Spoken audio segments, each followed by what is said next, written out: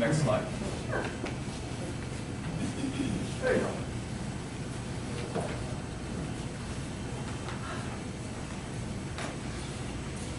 Last week, we heard the story that is known as the Sermon on the Mount. I noted there were actually two stories. The first story, which was quite brief, centered on the news of John's arrest.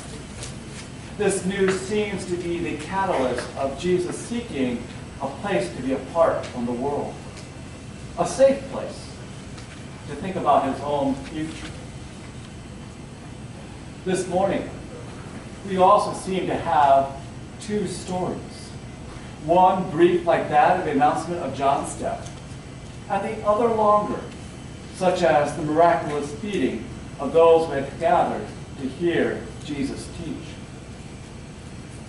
The first story this morning begins with Jesus sending his disciples away.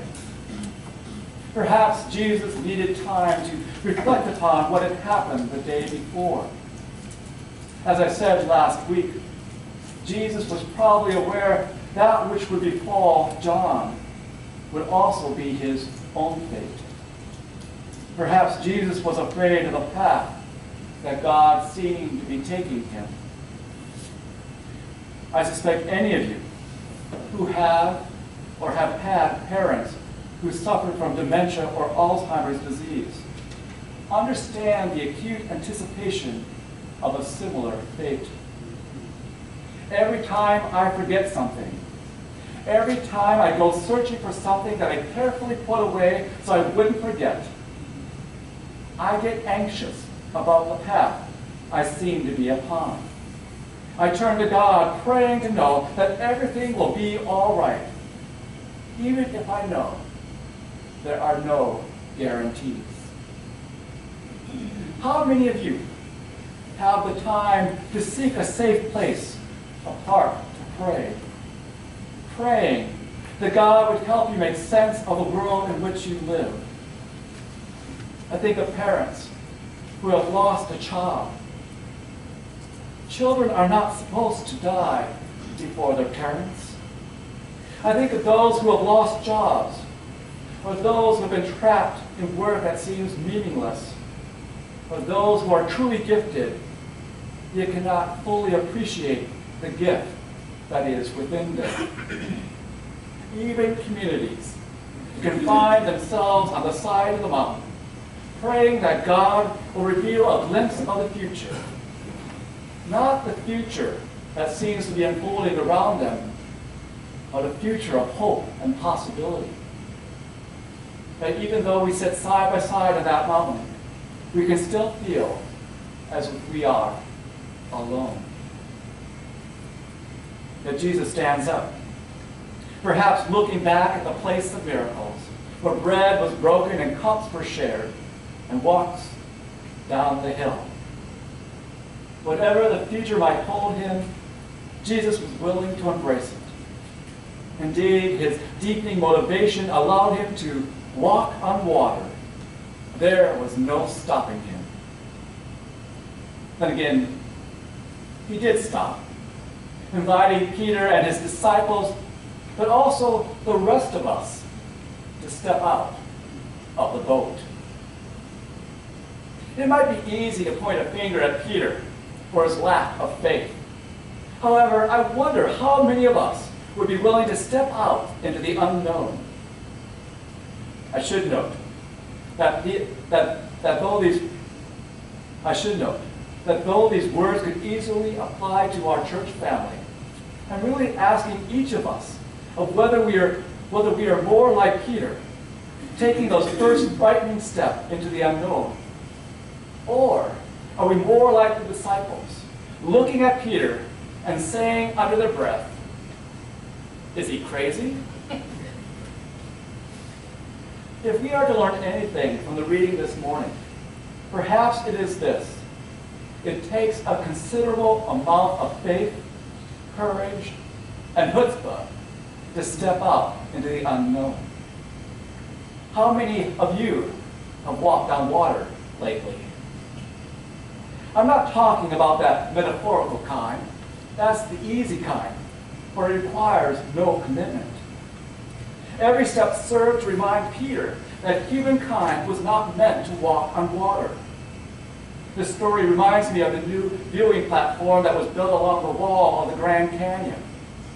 It's glass, and it provides a clear view of how far one could actually fall. I would like to think that I would stop and step out on that platform. But would I? Better yet, would Paul? I trust you are already familiar with what happened next. Perhaps his feet were getting wet. Perhaps he couldn't see because the rain was falling too heavily. Perhaps he lost his courage because the rest of the disciples were yelling, "Are you crazy, Peter?" Let me assure you, sorry, I'm a little bit louder. Let me assure you that this doesn't happen in our church at all. But it was that moment when Peter had to measure his hope against the perceived reality of the world in which he lived. He faltered. He began to sink. I suspect we know this story best when we're at the hospital, particularly when we face that ultimate moment.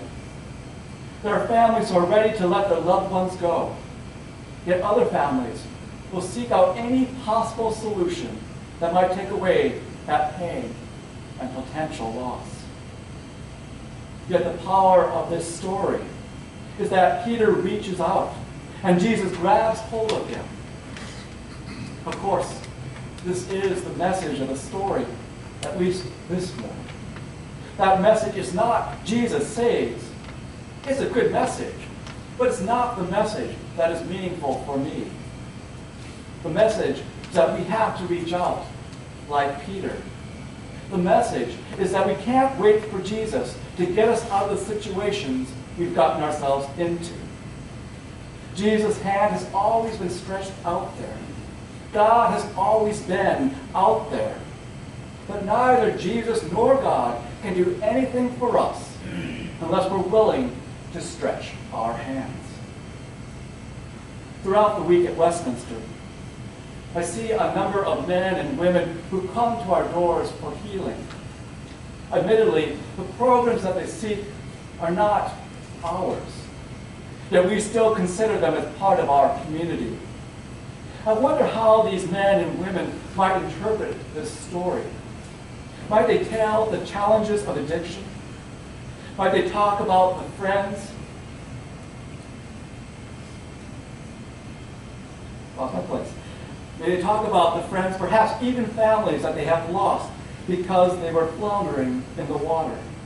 Or might they talk about that moment when they thrust out their hand, not knowing who would take hold of them, but believing that there was someone there for them? I suspect this story was shared with the early church community as a word of encouragement. It had to have been difficult to go against Rome. Actually, Rome probably had no problem with God, Jesus. After all, what's another God amongst gods? It was the Christians' challenge to the status quo, proclaiming one God in through Christ. And those Christians died for that profession. Can you imagine how difficult it must have been when your friends and family members were being crucified? Some probably renounced Christ. Some probably renounced Jesus. But others persevered. Admittedly, I am somewhat cautious about bringing this story into our own ministry. If anything, the gospel reading challenges us to stretch out our hands.